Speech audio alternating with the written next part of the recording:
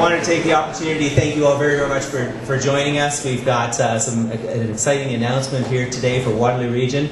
I wanted to first of all thank Minister Glen Murray, who's the Minister of Research and Innovation, for joining us here. Minister John Malloy, our very own MPP for Kitchener Centre.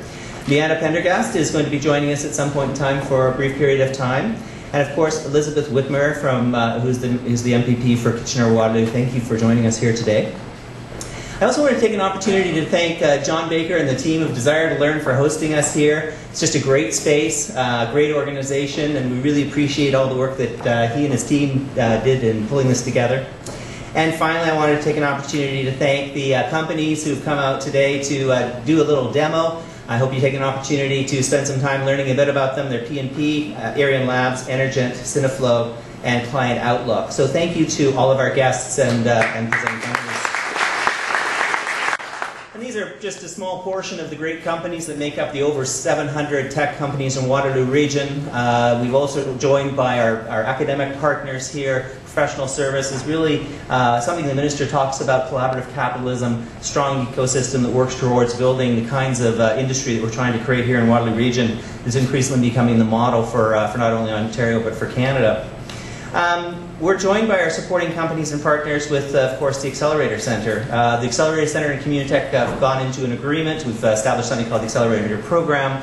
And this is going to provide one-stop shopping for the early-stage companies who are looking at space. It's going to provide a common intake, common set of programs and services to people regardless of whether they're going to be housed at the AC or at the hub. I said to Minister Malloy that, like all politicians, they gave me his usual boring biography. And I said it's boring because everyone in this community has heard it over and over again. John is, of course, the member for Kitchener Centre, but those of us who work and have worked in the tech community for some time know John very well, and we see him at from event to event.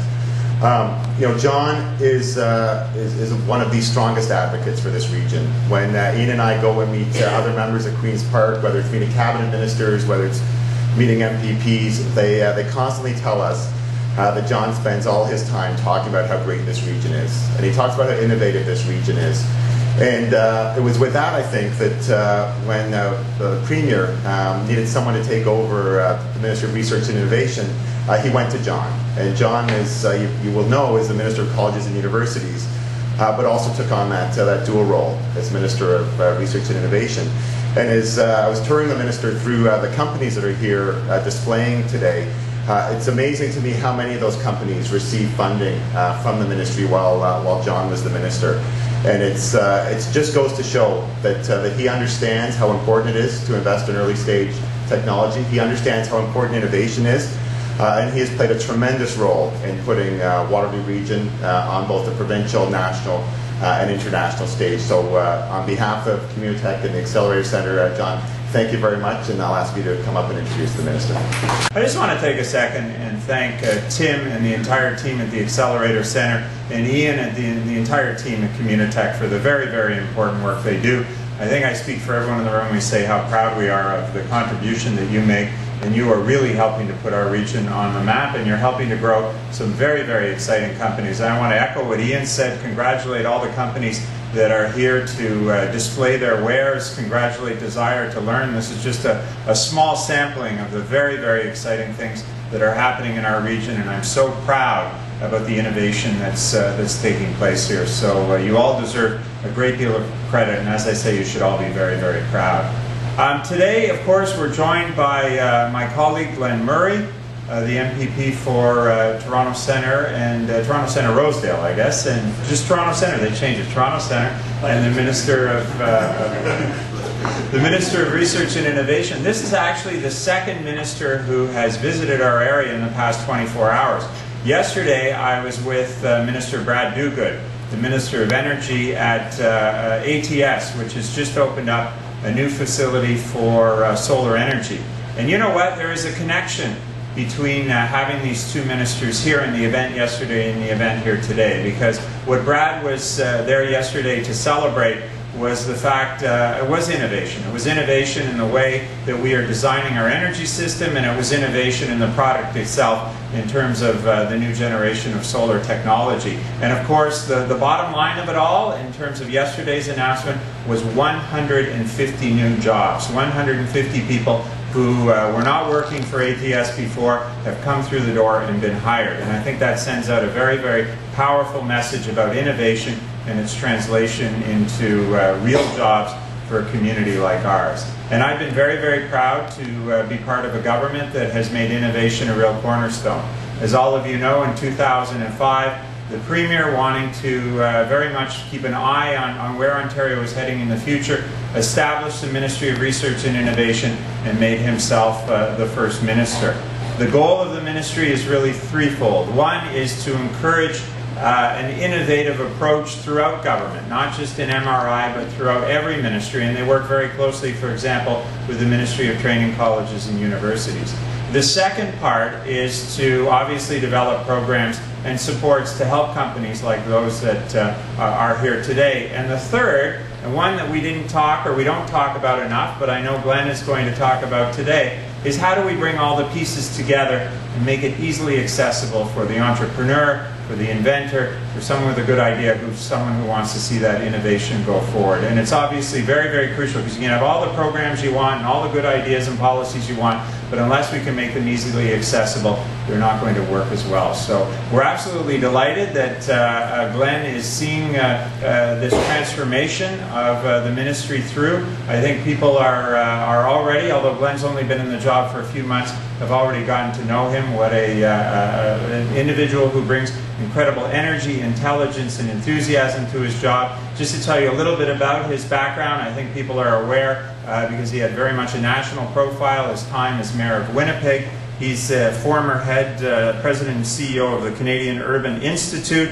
He was appointed by Prime Minister Paul Martin to be the chair of the National Roundtable on the Environment and the Economy. Just a few examples of the breadth of experience that he brings to this job. So Glen, we're absolutely delighted to have you here today. The only problem with Glen, I've got to tell you, is he's done such a good job over the first few months, and so many people stop me and say, God, he's so much better than that other guy. So anyway, with that, ladies and gentlemen,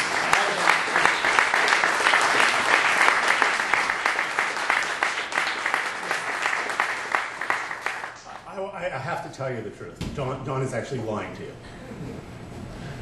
That's not really quite the story.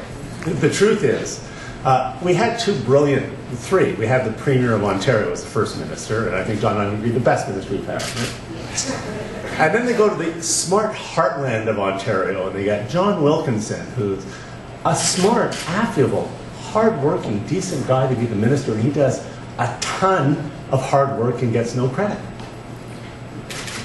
And then there's another problem, so John has to go and be the Minister of Revenue to deal with the HSC. So they then go to John Malloy, another really hard-working, decent guy, family, salt-of-the-earth kind of smart guy, does a whole bunch of hard work and gets no credit at all. So they go to Toronto, put someone in the job for 2 months, harvests all the crop of two last ministers' work, comes up, cuts ribbons, all the hard work they do, and gets all the credit. You know, if that's not the Ontario story, I don't know what is.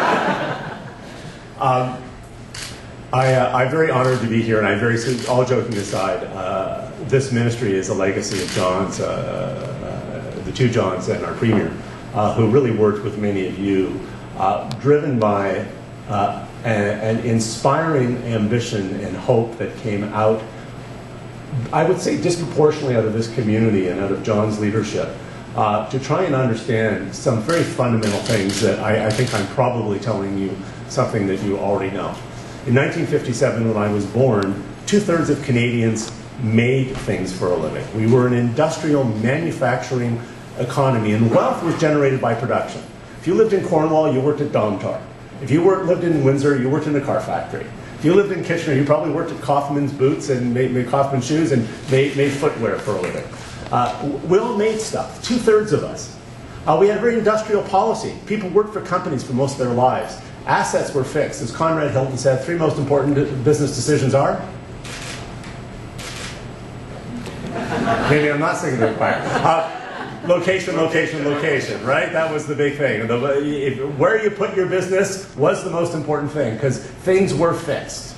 And we controlled we had an industrial policy, right? We controlled things from the border. We subsidized Canadian production with marketing boards and things like that, and we put prices on imports, tariffs, and trade barriers. And in the world before free trade, we controlled our industrial economy and our manufacturing economy from the border. Well, look at Kitchener-Waterloo. Kaufman's is now a really cool condominium for smart people. And what do the people who live there do? Do they make stuff for a living? Anyone there make boots anymore? Or shoes? No.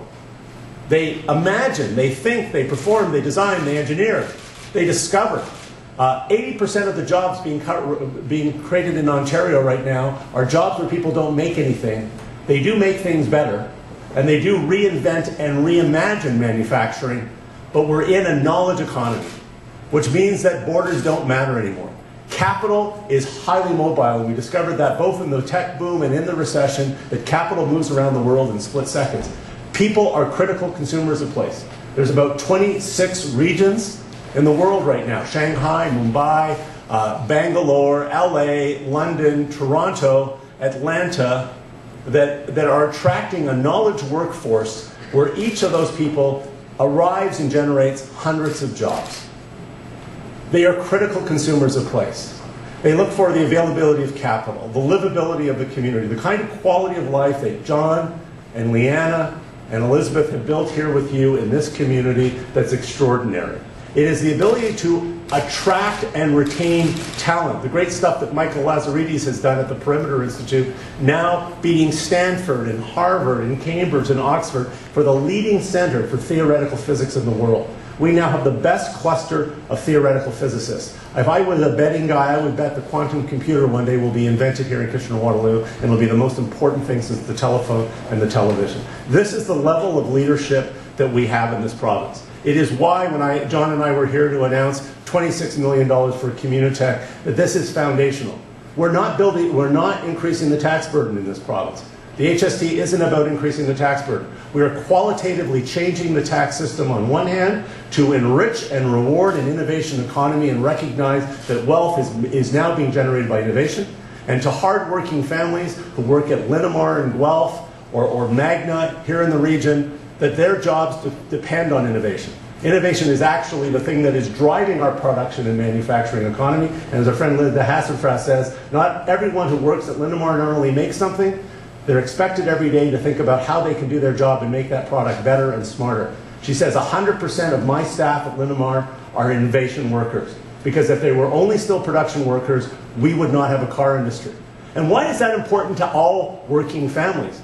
Because the job recovery in the United States since the depths of the recession is 10%. Ontario, it's 74%, and I'm optimistic at the rate we're going, we will have recovered all of the jobs lost in this recession by the end of next year.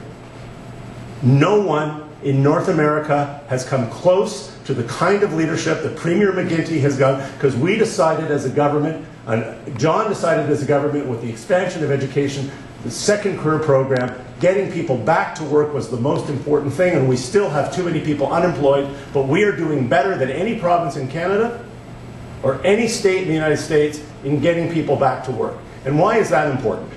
Because Communitech, the announcement I'm going to make in a few minutes, and my friend John Baker at Desire to Learn, get it. Desire to Learn with the HST got $500,000 back.